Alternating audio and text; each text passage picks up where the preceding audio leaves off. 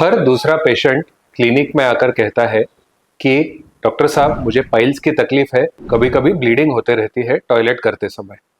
और जब हम इनमें से कुछ पेशेंट्स का चेकअप करते हैं तो पता चलता है कि उन्हें कभी पाइल्स था ही नहीं, रेक्टल कैंसर था। चलिए डिस्कस करते हैं पाइल्स और रेक्टल कैंसर में क्या डिफरेंसेस और क्या सिमिलैरिटीज हो सकते हैं।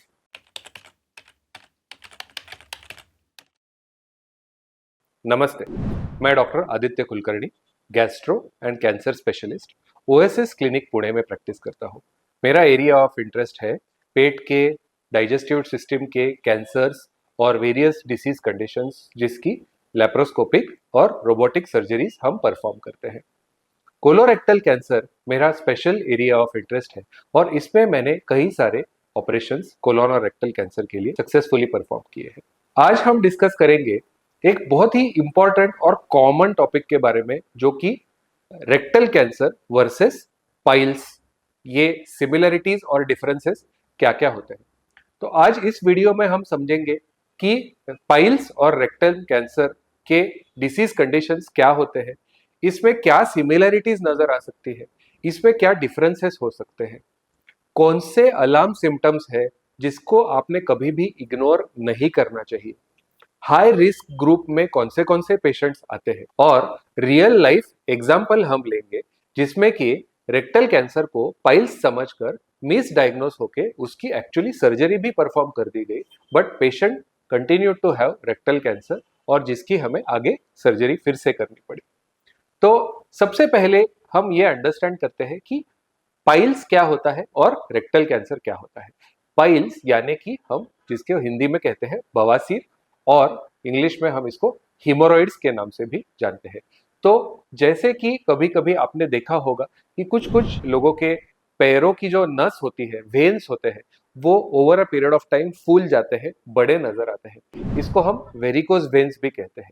तो जब एनस के अराउंड यानी कि मलाशय के अराउंड, मलद्वार के अराउंड जितने भी वेन्स होते हैं वो वेरिकोज वेन्स की तरह जब फूल जाते हैं तो इसे हम हिमोरॉइड्स कहते हैं। और इस हिमोरॉइड्स के ग्रेड्स भी होते हैं, छोटे से लेके बड़े तक, ग्रेड 1 टू ग्रेड 4। जितने ज्यादा बड़े स्वोलन ये वेन्स होते हैं उतने ज्यादा इसकी ग्रेडिंग होती है।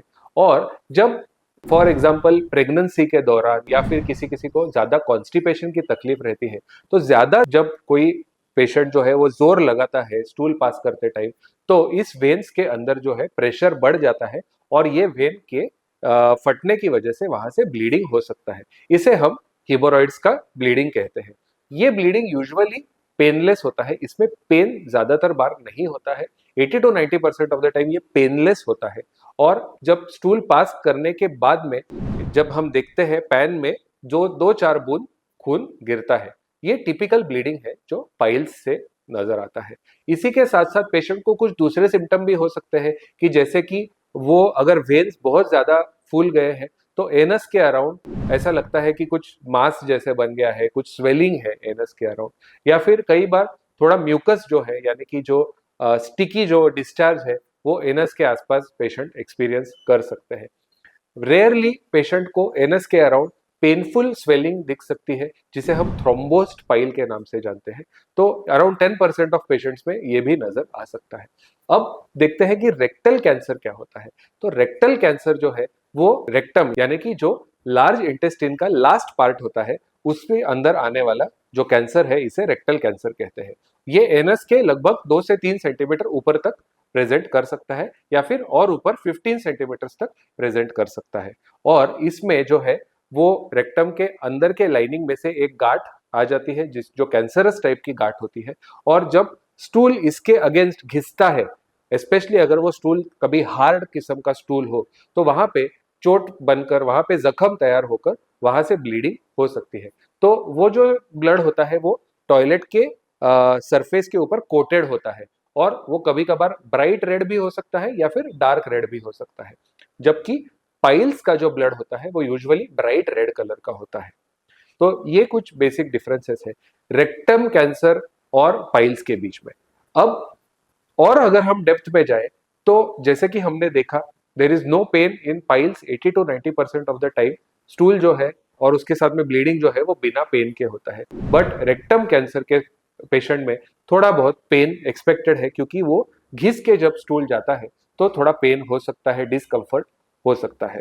पाइल्स के पेशेंट में बावेल हैबिट्स यानी कि टॉयलेट की जो हैबिट होती है वो फिक्स्ड रहती है, वो यूजुअली चेंज नहीं होती है। अगर पहले 1 या 2 बार जा रहे थे तो अभी भी 1 या 2 बार जाते हैं, बट रेक्टम कैंसर के पेशेंट में बावेल हैबिट जो है वो चेंज हो जाती है, टॉयलेट के लिए बार बार जाना पड़ता है और ऐसा सेंसेशन रहता है कि जितने भी बार टॉयलेट जाओगे तभी भी पेट साफ नहीं हो रहा है, बार बार आपको ऐसा लग रहा है कि टॉयलेट जाना पड़ रहा है और फिर भी पेट साफ नहीं होता है। स्टूल का जो नेचर होता है वो most of the time piles के पेशेंट में नॉर्मल रहता है, कभी कभी हार्ड स्टूल्स हो सकते हैं, बट रेक्टम कैंसर में जो है स्टूल का जो नेचर है वो चेंज हो जाता है। स्टूल पतली आती है यानी कि थिन कैलिबर की आती है, कई बार स्टूल ब्लैकिश कलर की भी हो सकती है और इसके ऊपर जो है वो ब्लड कोटेड होता है।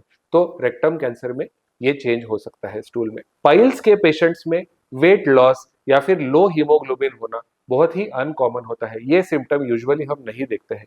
जबकि रेक्टल कैंसर के पेशेंट में बहुत ज्यादा वीकनेस आना, बॉडी वेट बिना किसी डाइट या एक्सरसाइज के डिक्रीज हो जाना या फिर लो हीमोग्लोबिन यानी कि अनीमिया हो जाना, ये सारी चीजें हम लोग कॉमनली देख सकते हैं। तो अगर आपको स्टूल में ब्लड जा रहा है बट साथ के साथ साथ वेट लॉस हो रहा है या फिर आपका एपेटाइट कम हो रहा है, खाने की इंटरेस्ट या भूख कम लगती है, हीमोग्लोबिन का जो लेवल है वो धीरे धीरे ड्रॉप हो रहा है या फिर आपको टॉयलेट के हैबिट्स में कुछ चेंज नोटिस हो रहा है, तो इसको बिल्कुल भी इग्नोर नहीं करना चाहिए। This is more likely rectal cancer rather than simple piles. तो ये कुछ डिफरेंसेस हमने देखे। तो नेक्स्ट सवाल कई बार स्पेशली पाइल्स पेशेंट्स में हम फेस करते हैं कि डॉक्टर मुझे पाइल्स की शिकायत है, काफी सालों से है, तो क्या मुझे रेक्टल कैंसर की रिस्क ज्यादा होगी? तो the answer is no. Rectal cancer का रिस्क फैक्टर ये पाइल्स नहीं है। पाइल्स होने की वजह से आपको रेक्टल कैंसर नहीं हो सकता है, बट इसमें 2-3 चीजें नोट करना बहुत जरूरी है। अनफॉर्चुनेट बात यह है कि कई बार पाइल्स समझकर हम पेशेंट की ट्रीटमेंट चालू करते हैं but it turns out to be a rectal cancer. तो कई बार मिस डायग्नोसिस होना कॉमन है कि हम पाइल्स लेबल कर देते हैं but actually patient is suffering from rectal cancer, तो वो मिस हो जाता है और जो चीज अर्ली स्टेज में डायग्नोस हो सकती थी वो कई बार एडवांस स्टेज तक चली जाती है। ये फर्स्ट पॉइंट है। सेकेंडली, कॉन्स्टिपेशन ये जो सिम्टम है ये बहुत कॉमन रहता है और constipation can lead two piles because ज्यादा स्ट्रेन करने से वो वेन्स का प्रेशर बढ़ सकता है, but constipation is also a risk factor for rectal cancer. तो अगर कॉन्स्टिपेशन है तो इसको लॉन्ग टर्म के लिए इग्नोर बिल्कुल भी नहीं करना चाहिए, इसके लिए जो भी मेडिसिन या जो भी रूट कॉज है उसको डिटेक्ट करना चाहिए। और अगर पाइल्स का जो ब्लीडिंग है वो कई बार ऑन एंड ऑफ होता है, तो अगर कंटिन्यूअस ब्लीडिंग है तो ये मोर लाइकली इसको चेकअप करना बहुत जरूरी है, ये रेक्टल कैंसर हो सकता है। कुछ पेशेंट्स होते हैं जो हायर रिस्क होता है जिनको आगे जाकर रेक्टल कैंसर डेवलप होने के लिए। तो ऐसे कौन से पेशेंट्स हैं कि स्पेशली अगर आपको स्मोकिंग या अल्कोहल लेना जैसे कि हैबिट्स है, तो या फिर एज ज्यादा है, 50 प्लस या 55 प्लस एज है, फैमिली में किसी को रेक्टल कैंसर या कोलोन कैंसर की रिस्क है या फिर किसी दूसरे टाइप का कैंसर स्पेशली गट या डाइजेस्टिव ट्रैक्ट का कैंसर फैमिली में प्रेजेंट है, या फिर अगर आपको रेक्टम या कोलोन में पॉलिप्स की हिस्ट्री है तो रेक्टल कैंसर की पॉसिबिलिटी ये ज्यादा रहती है। इसी के साथ साथ कुछ पर्टिकुलर बीमारियां जैसे कि अल्सरेटिव कोलाइटिस या फिर इन्फ्लेमेटरी बावेल डिसीज अगर हम देखें तो इसमें रेक्टल कैंसर की रिस्क ज्यादा होती है। तो अगर आपको ये कोई प्रीवियस हिस्ट्री है, पास्ट हिस्ट्री है और साथ के साथ साथ रेक्टल ब्लीडिंग हो रहा है तो फिर आपको इग्नोर नहीं करना चाहिए, it's a high risk feature. और आपको अलार्म सिम्टम्स जैसे कि वेट लॉस, जैसे कि low haemoglobin, bloating, change in bowel habits, इसके बारे में ध्यान रखना बहुत जरूरी है। अभी हम रिसेंटली हमारे एक पेशेंट को हमने ट्रीट किया था जो एक बहुत ही इंटरेस्टिंग और इम्पोर्टेंट केस स्टडी है कि 37 ईयर ओल्ड यंग मैन, बाकी कोई भी फैमिली में हिस्ट्री नहीं है, कुछ भी सिम्टम्स नहीं है, बट उनको 3-4 महीनों से टॉयलेट में या स्टूल में ब्लड जा रहा था, साथ के साथ साथ हीमोग्लोबिन भी लो हो रहा था और बार बार फटीग यानी कि वीकनेस की वजह से वो लोग ऑफिस नहीं अटेंड कर पा रहे थे, बार बार घर पे रेस्ट करना प्रेफर कर रहे थे। तो दे कंसल्टेड सम लोकल डॉक्टर और उन्होंने क्लिनिकली चेकअप करके ये बताया कि पाइल्स है और इसकी ट्रीटमेंट भी परफॉर्म कर दी, सर्जरी परफॉर्म कर दी, जो कि स्टेपलर से उन्होंने पाइल्स की सर्जरी परफॉर्म कर दी। But even after that patient का जो है ब्लीडिंग रुका नहीं, ब्लीडिंग कंटिन्यू रहा, और तब वो पेशेंट हमारे पास में आए, वी नोटिस्ड कि कुछ चीजें हैं जो फिट नहीं हो रही है इस डायग्नोसिस में, लाइक वेट लॉस का हिस्ट्री, लेकिन हीमोग्लोबिन बार बार ड्रॉप होना in spite of piles surgery. तो कोलोनोस्कोपी परफॉर्म करी, कोलोनोस्कोपी पे दिखा कि वहां पे एक मास है, यानी कि सिग्मोइड कोलोन रेक्टम में एक बड़ी सी गांठ क्रिएट हो गई है।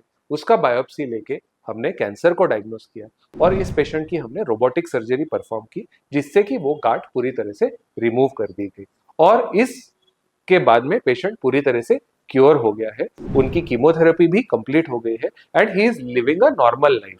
तो ऐसे कई सारे केसेस हमारे पास में आते हैं। अनफॉर्चुनेटली पाइल्स जो है वो मिसडायग्नोस हो जाता है, रेक्टम कैंसर मिस हो जाता है। तो अगर आपको इनमें से कोई भी सिम्टम्स है तो please don't forget to get it checked out. इसको इग्नोर मत कीजिए, ऐसा मत सोचिए कि हाँ पाइल्स ही होगा, चला जाएगा, डाइट चेंज करेंगे, ट्रीटमेंट लेंगे, कुछ मलम लगाएंगे, इससे रेक्टल कैंसर ट्रीट नहीं होगा, इनफैक्ट वो एडवांस स्टेज में जा सकता है। तो प्लीज डोंट इग्नोर। अगर आपको कोई भी डाउट है, कुछ आपको क्वेरी है, कुछ एडवाइस चाहिए, I will be very happy to help you out. Please write to me in the comment section या फिर आप दिए गए नंबर पे भी मुझे कांटेक्ट कर सकते हैं। Please follow and subscribe my channel for more gut health and colon cancer, rectal cancer related content. Thank you very much.